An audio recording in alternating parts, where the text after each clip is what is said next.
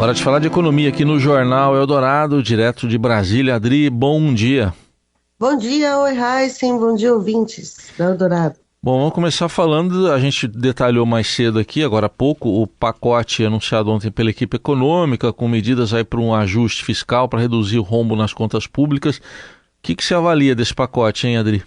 Bom, Heisen, primeiro é preciso dizer que o plano Haddad, ele saiu mesmo nessa semana, depois de todos os atos golpistas de domingo, quando se esperava que houvesse um atraso. O mercado contava com esse atraso e Haddad trabalhou para o plano, para divulgar o plano, com a orientação do presidente Lula de que era preciso mostrar normalidade. O próprio presidente ontem chamou jornalistas para uma conversa no Palácio do Planalto que ofuscou no noticiário o plano Haddad. O plano é um pacote de ajuste amplo que com mais uma planilha de fato em que ele pretende, coloca medidas, um monte de medidas, principalmente na área de aumento de arrecadação, de recuperação de arrecadação. Ele procura mostrar que é possível, tem potencial de reduzir o déficit previsto, o déficit nas contas públicas previsto para esse ano de 231,55 bilhões para um superávit de 11,13 bilhões de reais.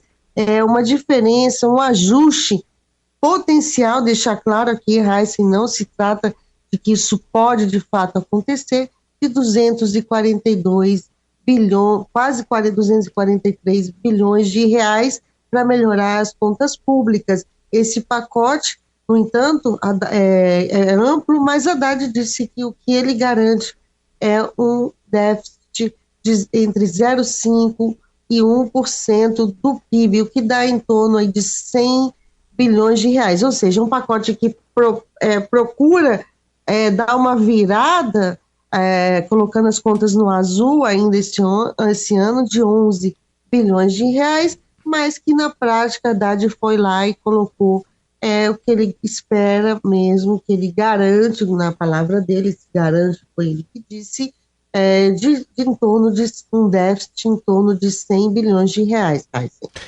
Chama atenção que ele mesmo falou, né, que existem algumas, não sei se ele usou esse termo, mas existem algumas incertezas, né, para arrecadação e tudo mais. A questão dos impostos federais sobre combustíveis não está definida ainda, né, Adri? Não está, ele botou na conta, são 28 bilhões de reais a volta da tributação. Vamos lembrar que no início do ano o presidente Lula tomou a decisão de prorrogar a gasolina e o álcool até 28 de fevereiro deste ano, e o diesel, gás de cozinha, biodiesel, a isenção, né, de tributos até o final do ano. Isso tudo ele está em suspenso, dependendo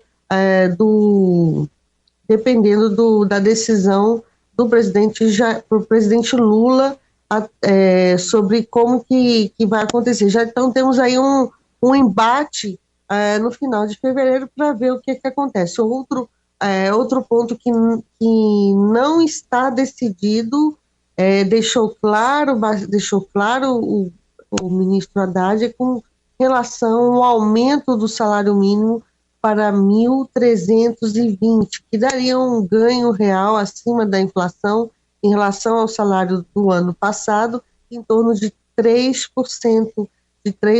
Haddad diz que o valor atual, 1.302, já garante um aumento real de 1,4%, ou seja, meio que lava as mãos, porque o impacto para garantir esse 1.320 é de mais 7,7 bilhões de reais, e ele quer mostrar ajuste. Mas eu tenho observado junto a interlocutores que será muito difícil a pressão para que não haja para que haja esse aumento no dia 1º de maio, que é um dia que nos governos do PT Dia do Trabalhador sempre há alguma medida importante. Agora, Audrey, não sei se ele está escaldado por aquela coisa dos combustíveis, né? Porque ele chegou a dizer que não ia ter a prorrogação, aí teve, e ele disse que a decisão sobre o salário mínimo vai ser política, quer dizer, ele está dizendo então que não é técnica da parte dele, vai só se houver uma decisão política para aumentar, então. Com certeza, Raíssen, esse é o ponto. Ele apresentou o pacote técnico, mas é claro que tudo isso, para sair do papel, para sair dessa planilha, porque na planilha os números, né, são muito vistosos, né?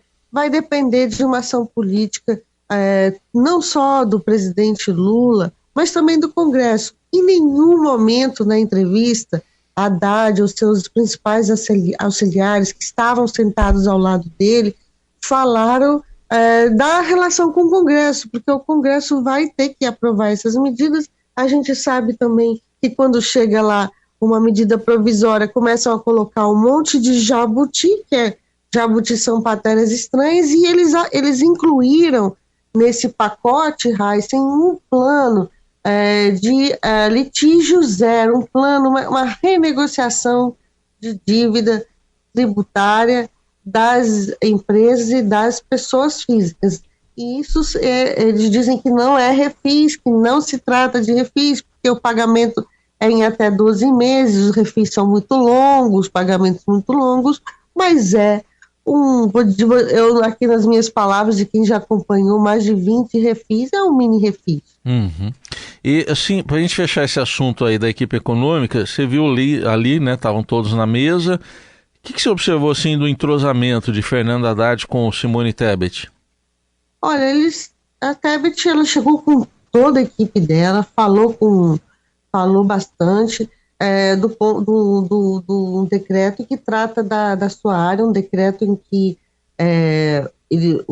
vão criar um conselho para avaliação de políticas públicas e, sobretudo, avaliação dos contratos feitos no governo passado serão revistos por todos os ministérios. Isso é uma medida para redução de gastos, e quem anunciou foi Tebet,